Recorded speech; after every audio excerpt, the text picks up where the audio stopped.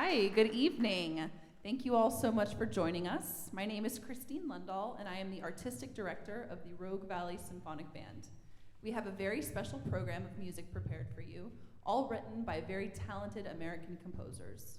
When we think of the classical music canon, we inevitably think of Bach, Beethoven, Chopin, Stravinsky, and maybe if we're feeling adventurous, Schoenberg. White European men who have been dead for a very long time, and while they wrote incredible masterworks, it is important as music lovers to also expose ourselves to new voices. Art in all forms contextualizes the human experience, and when choosing music for this concert, I strove to exemplify a diversity of lived experiences that paint a beautiful picture of our American culture. Our narrator for this evening is Bernadette Mondock-Keller. Would you please help me welcome her to the stage?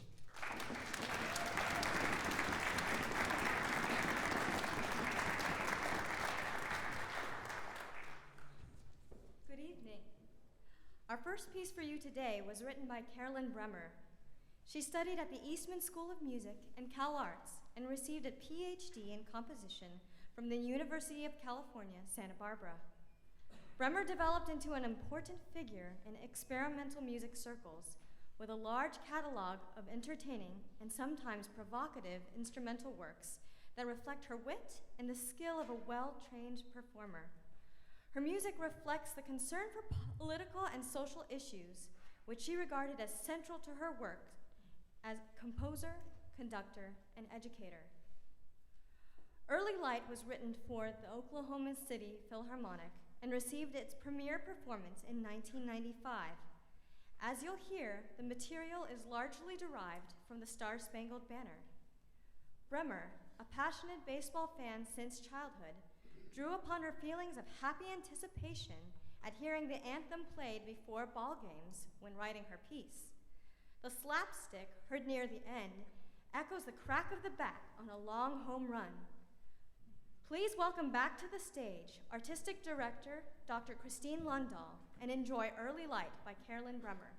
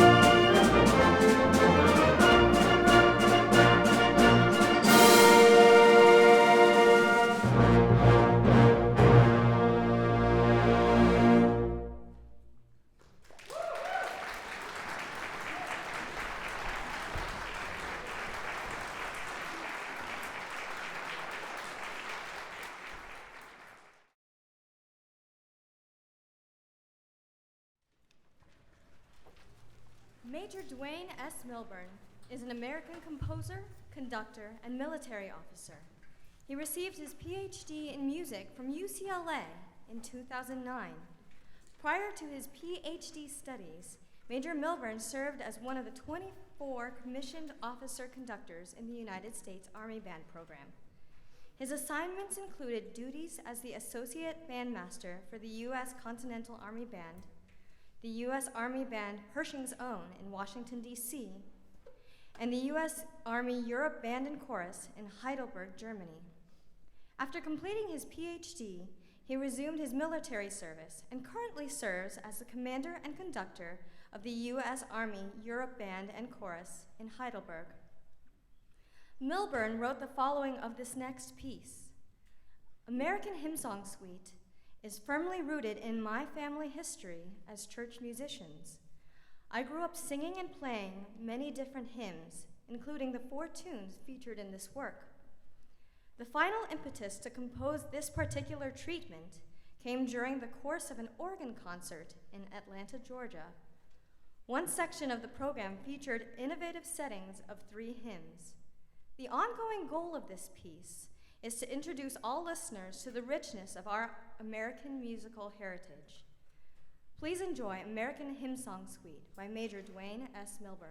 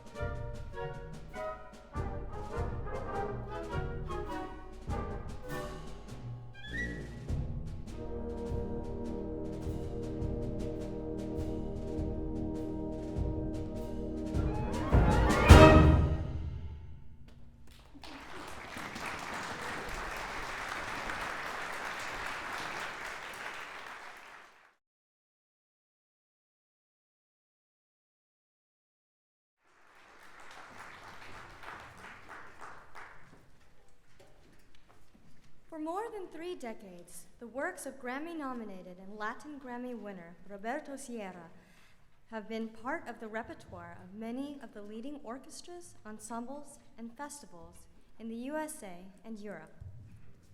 At the inaugural concert of the 2002 world-renowned Proms in London, his work, Fandangos, was performed by the BBC Symphony Orchestra in a concert that was broadcast by both the BBC Radio and Television throughout the UK and Europe. Many of the major American and European orchestras and international ensembles have commissioned and performed his works. Sierra's work, Alegría, which can be translated as happiness, was transcribed for wind ensemble by Mark Scatterday and was inspired by the playful mood and 6-8-meter pattern often found in the music from Central and South America, as well as the Caribbean. Out of a simple pulse and simple folk-like tunes, evolve a complex web of harmonies and rhythmic interactions that oftentimes dissolve into a fast vortex of sound to resume again to the initial playful mood. Please enjoy Alegría by Roberto Sierra.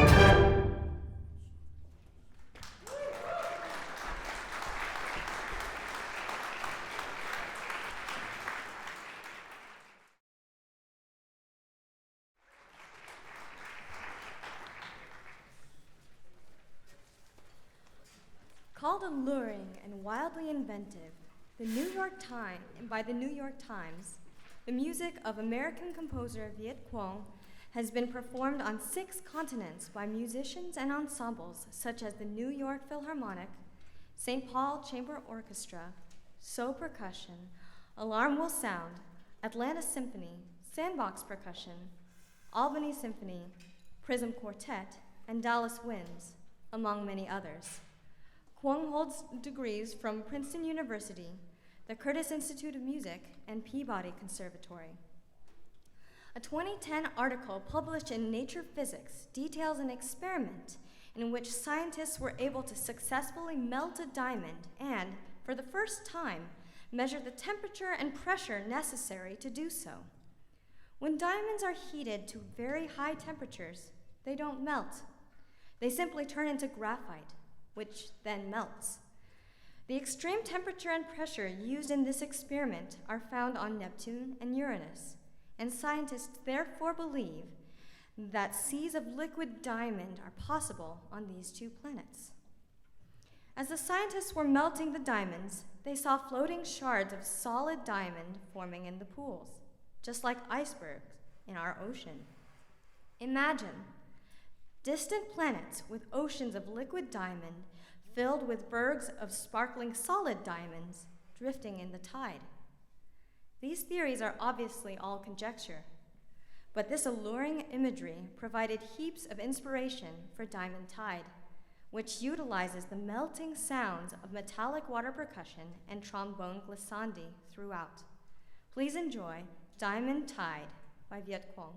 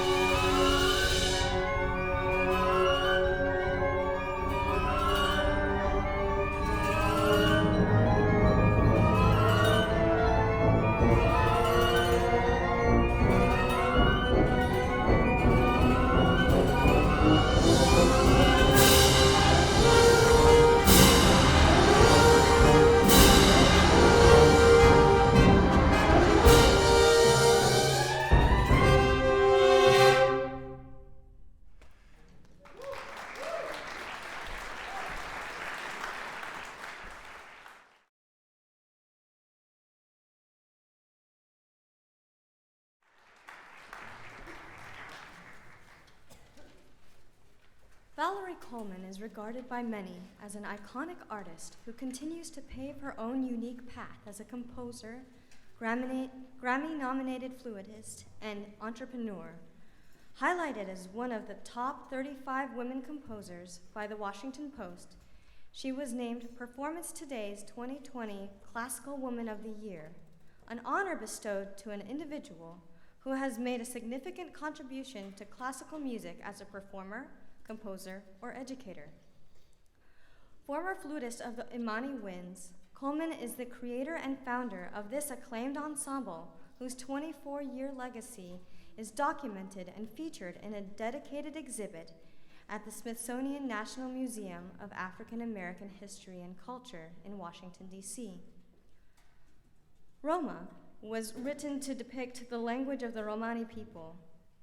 Their traditions, language, legends, and music stretch all over the globe, from the Middle East, the Mediterranean region, and the Iberian Peninsula, across the ocean to the Americas. Roma is a tribute to that culture in 5 descriptive themes as told through the eyes and hearts of Romani women everywhere. Romani woman, mystic, youth, trickster, and history. The melodies and rhythms are a fusion of styles and cultures: Malagueña of Spain, Argentine tango, Arabic music, Turkish folk songs, 3/2 Latin claves, and jazz. There is a large Romani population in Ukraine, and today we would like to dedicate this performance to all of her citizens and condemn Russia's invasion and acts of war. Please enjoy Roma by Valerie Coleman.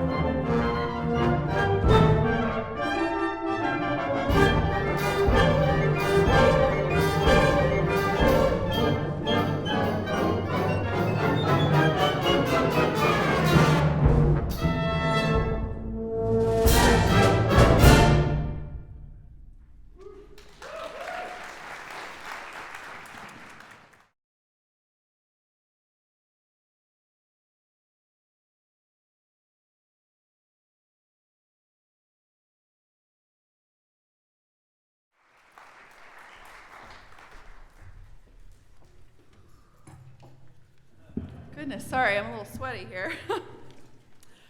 Before we discuss our final piece, I have much gratitude to share. Thank you first to Paddington Station and Pam Hammond for printing out our tickets and flyers for the program. Thank you to all of the members of the board of the RVSB for your tireless work bringing attention to all the wonderful things we are doing. Thank you to Zach Bass for equipment setup and breakdown. Thank you to all of our audience, both here in person and watching our live stream this evening. It is so much fun to play for all of you, and after these last 2 years, we will never again take the privilege of making music together in person for granted. And lastly, thank you so much to the incredible players of this ensemble. It is truly such an honor to stand before you, and I am grateful for the opportunity to make such beautiful music with some of the best people I know. Our next concert will be May 21st, and I hope to see all of you there. So, I'm going to go off script here and just talk a little bit about the next piece and really the idea for this concert before we have our narrator come back and tell you the official news about this next piece that we're doing. So I am from Florida. I was a high school band director there for 6 years, and all of my students were students of color. It was a Title I school, 75% free reduced lunch, and just some of the absolute best humans on the planet. And in 2012, we were about half hour, I lived in Orlando, we were about a half hour away from Sanford, Florida, which is where Trayvon Martin was shot and killed. And I remember the next day going and looking at my students and just seeing with this incredibly heavy heart how many of them looked like him and could have been mistaken for that. And it just absolutely broke my heart. And I work tirelessly every single day to bring attention to the incredible voices of color that we have in this profession, so students can know and work towards knowing that they could be a part of this profession as well. And I myself am a woman, and there's not a whole lot of women conductors out there as well. So I think it's really important for representation for both conductors, composers, musicians, for everyone, just to make sure that we have the underrepresented voices in our field heard as well. So Bernadette's going to tell you a little bit more about this piece, but it's incredibly special to me, and I hope you enjoy it.